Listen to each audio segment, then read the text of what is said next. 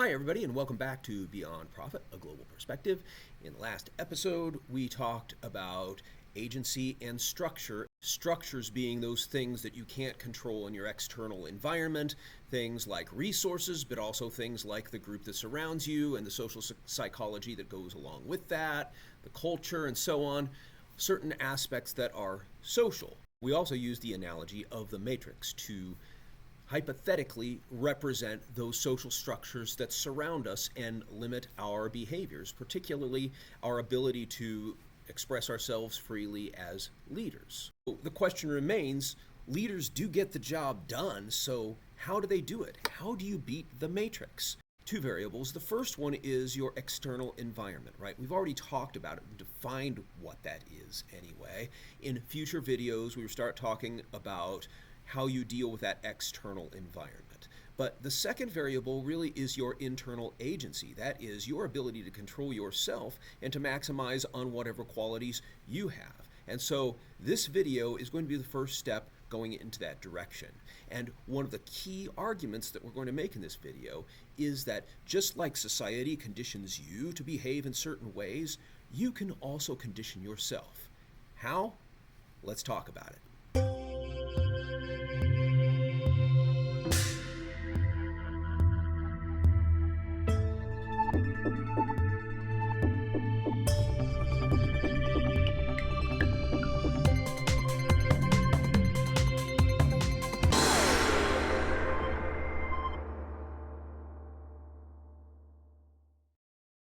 As always, I want to thank you for paying attention to these videos, watching them. I hope you get a lot out of them. And if you do, please like, share, subscribe, let people know about them. I particularly appreciate it if you're one of my students and you kind of feel like you have to watch these videos. So I hope that it's helpful for you as far as doing well in the class. But I do think that a lot of these ideas really have broader appeal to anybody who's engaging in leadership. I'd also like to invite you to leave some comments below. Maybe there are some things in these areas that you'd like to know more about, ways that I can help you out. So if so, leave some comments down below. Tell me what you think, tell me how I can help you. And with that in mind, let's go ahead and start talking about those two variables that affect leadership success in the matrix, and then narrow it down to this idea of self-conditioning. Whether or not a leader is effective, I would say, depends on two variables. One is the external environment, okay? That's the structure. What surrounds you? We're talking about elements or forces of the situation that may or may not be in the leader's control. It could include the economy, diversity of the workforce, organizational culture, big things that may affect you. You know, how much access you have to resources, how much money you have, those kinds of things. Sometimes physical things. Attributes of the group members, their intelligence, the source and level of motivation, whether they're willing to assist or obstruct the leader. I mean, I could go on and on and on, but the point is there's a lot of stuff out there that is beyond your control, and it does affect leader effectiveness. So if we go back to that question, does a leader matter? This can swing you one way or another. The stuff that's beyond your control can make you very effective or very, very ineffective. So this is a lot of what we've been discussing tonight. We're going to go more into groups as we explore influence tactics later in the course.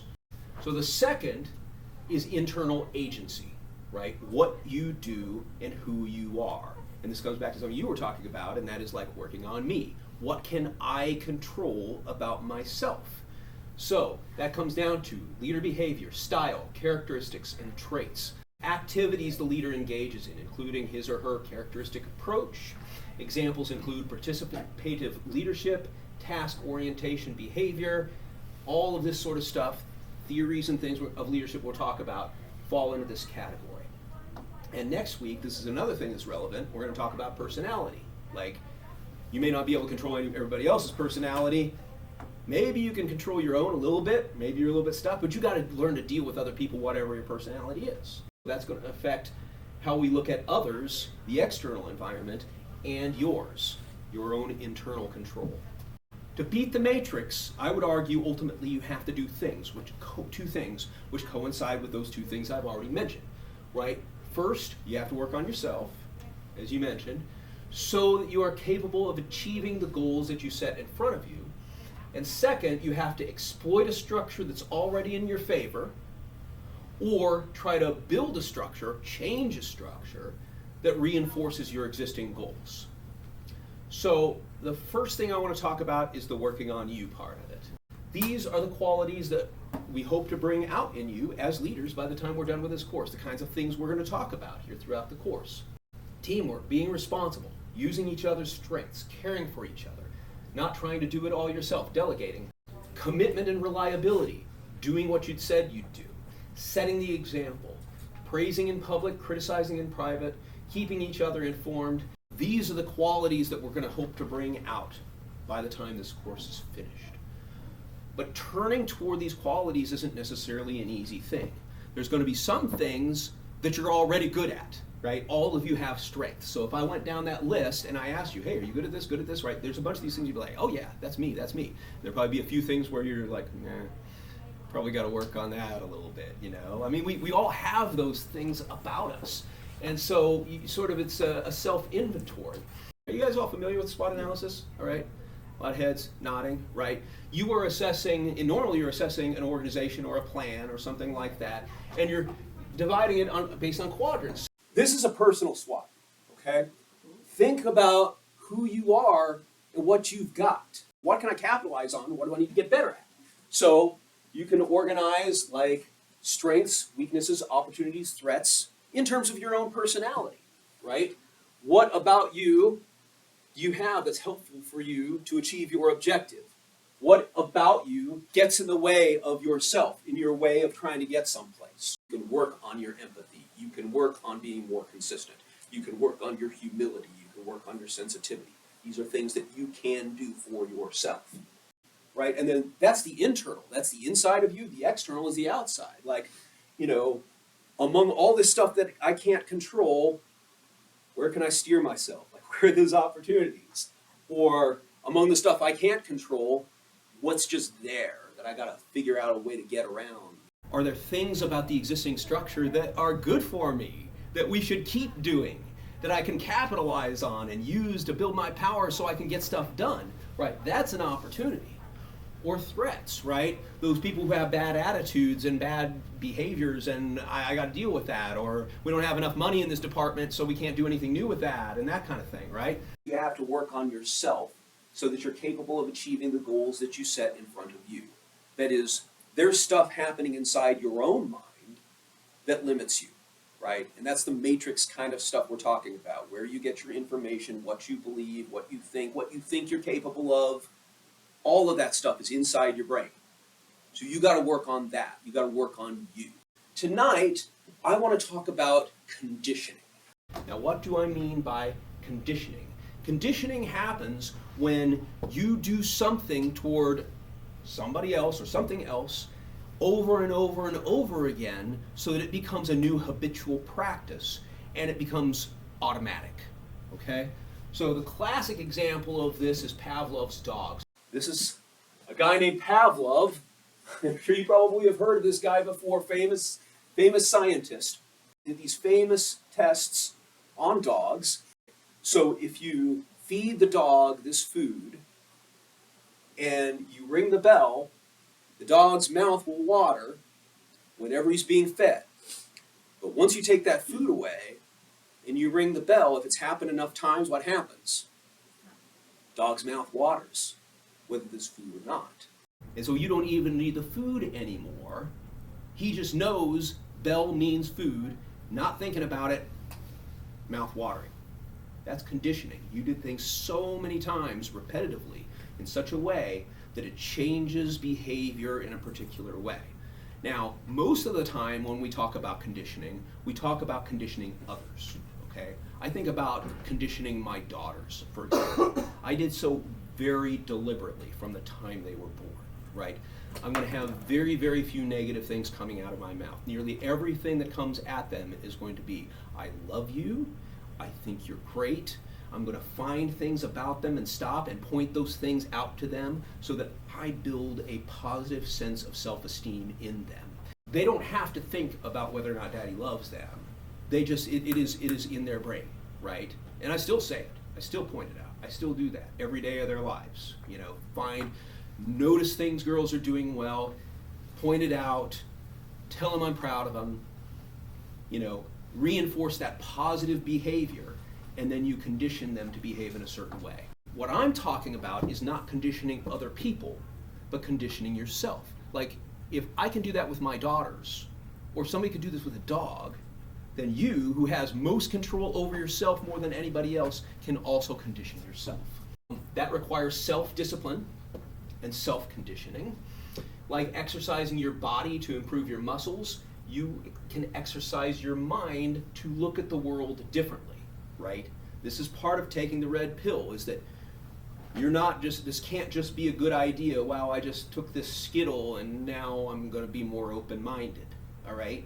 There's work involved in that, and that means doing things differently over and over again for a period of time, not just thinking it's a good idea and doing it sometimes, right? It's got to be a new pattern, it's got to be a new way of being. So through repetition, you control the message that your brain receives. Like, I have a goal, I'm going to go to high adventure camp with one of my daughters, and we're going to be like camping in the middle of nowhere for a couple of weeks with the troop, and it's going to be in the mountains, in the desert, and it's going to be awesome. But I got to make sure that my legs are up for this, and that my lungs are up for this, and I'm good to go. But I also have to be consistent about it, right? If I'm not doing it 2 or 3 times a week, then it's not going to help me, right? If I'm not keeping those exercises going, then I'm going to feel weak after I haven't done it for a while, at least not as strong as I was before. When you're doing it for your brain, you are actually socializing yourself. That is, instead of having the rest of the world put thoughts in your mind about who you are, what you should believe, and how you should do, you are doing it to yourself. We talked about parents, peers, work, media, school, and so on, all being sources of socialization. You can be a source of socialization. You can repeat messages to yourself. You can do things over and over and over again to create whatever version of you that you want to. And that's one thing I think is cool about this little red pill thing, is that it suggests that you have agency to control yourself. You don't have to do all of the stuff that everybody else suggests that you do. You can be independent, and there's a power in that. There is an academic literature behind this as well. A lot of this sounds like self-help guru stuff, like, hey, I just read this book, or whatever. There's a bunch of people out there who think they've got it all figured out, and you can read it, and I'm sure they got good advice, and that's fine. But there's a scientific reality to this as well. So there's something called self-regulation that refers to how people actively manage thoughts, emotions, and behaviors to achieve goals. It's a major topic in psychology and educational research. It includes techniques like goal setting, monitoring progress, adjusting effort, and managing distractions. This is the kind of thing that we probably do pretty regularly all the time anyway. I can't imagine you being successful in school, having gotten an undergraduate degree or a high school diploma, and not learn to do some of these things. Like, I really need to stop staring at my phone. I have to get my homework done, right? And if you keep looking at your phone and not getting your homework done, then you're not going to graduate from anything, right? So that's self-regulation, and it's the discipline part where you kind of like create goals for yourself, and you have to be disciplined enough to follow through and make that happen. Here's another concept, self-efficacy. This is from social cognitive theory. It refers to the belief that one can influence outcomes through actions, and it has predictive power for persistence, performance, and well-being. If I do things over and over again, then it becomes a new part of my personal matrix, to use the terms that we've been discussing. Positive psychology. It examines ways to cultivate positive states and traits, such as optimism, hope, resilience, and well-being, through structured activities like best possible self-writing, gratitude exercises, mindfulness. I try to constantly think about things that I'm thankful for, things that make my life better, focus on those things, and repeat them to myself. Like, a lot of people think about the power of prayer. Again, don't mean to preach to you, but like, if I'm being thankful for the things that are great in my life, whether you believe in a higher power or not, it has an effect on your brain in such a way that it changes your chemistry and the way that you analyze stuff. And it puts you in a more positive mindset. So you can condition yourself to do these things. And then there's cognitive behavioral frameworks. You examine how changing thoughts influences emotional and behavioral patterns. Bottom line is, you can repeat things, and you can choose what those things are and create new habits, but it's the habits that you have to create in order to try to create the sense of conditioning. Whatever leader you want to be, you can make yourself into that best version, right? You can do that. You just have to be very, very deliberate about it. And that's the part that I can't totally control in this classroom, right? I can show you it, and we can do certain things that are going to help you be able to understand it, and maybe do a little bit of conditioning. But this is something where if you're serious about it, then you kind of have to do a lot of it on your own. This is an example that I've used before of self-conditioning. What I've done in the past is I have had each class open up with this pledge and close with this pledge. You can make your own pledge. But these are things that are important to me, and I think they're pretty positive things. And in a world where there are people around you all the time looking to tear you down and to tell you that you're not good enough or you're not smart enough or whatever, this is a bit of an antidote to that, because as a leader, you have to strike a balance. You have to make sure you're not surrounded with yes men, so to speak, all the time, but at the same time, you have to have your own confidence and feel like you're strong and confident and mature and capable enough to be able to handle things and make good decisions. So this is what it says. I promise to fulfill my purpose in life, a purpose that will benefit the world and all the people I love. I want you guys to be in touch with the things that you care a lot about. I want you to figure out what they are so you can go out and change the world in positive ways. I will use my powers for good by seeking the truth, inducing others to believe in me, and serving others before I serve myself. Right? I want to unpack that for a second, okay? Use my powers for good. You guys may take this class kind of lightly at this point, but by the time you are done, you will have powers. I think an MBA is a superpower, but the skills that you learn, you will be able to influence people. You'll be able to manipulate people. And there's some good and there's some bad to that. And so you have to set up your moral compass in such a way that I have these abilities, I have this knowledge, I know more now at the end of this 8 weeks than I had before. I'm a transformed person, right? I want to use it for good, right? I think that's an important thing to say. Serving others before I serve myself. That's not an absolute, right? There are times you got to self-care, take care of yourself. But somebody mentioned servant leadership earlier in the class, right? And I think that's an important framework to keep in mind and a theme that we're going to return to over and over again. To really fulfill your purpose in life, I think you need to learn how you're going to serve other people. I will eliminate hatred, envy, jealousy, and cynicism from my thoughts. I will not allow anyone to undermine my self-esteem. You have value. You all have skills. You all have beauty. There's great things about all of you. You don't want negative stuff to get in your way, and you don't want to project negativity on other people as well. For now to work on you, right, I want you to throw yourself into leadership lessons. I encourage people to recite the pledge in the morning when you wake up, maybe once during the day, once at night, and we'll do it at our class meetings too. But I would encourage you, don't feel limited by that. There are some personal goals that you want to do, some traits that you want to bring out in yourself, things that you think are important, spend that personal time. And keep in mind, it's one thing to say stuff over and over again. That does actually permute your brain and it affects the way you think.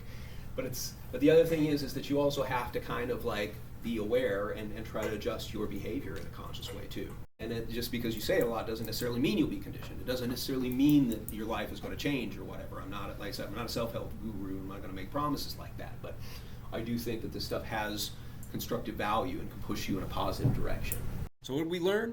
We learned it's a tough world out there. There are a lot of pressures on leaders, and there's a lot that limits your abilities, but also you can empower yourself through self-conditioning by repeating certain messages, by surrounding yourself with positivity, by trying to prevent people from undermining your self-esteem, and for you following your mission, establishing that. All of those are good first steps as far as trying to figure out how you start working on yourself.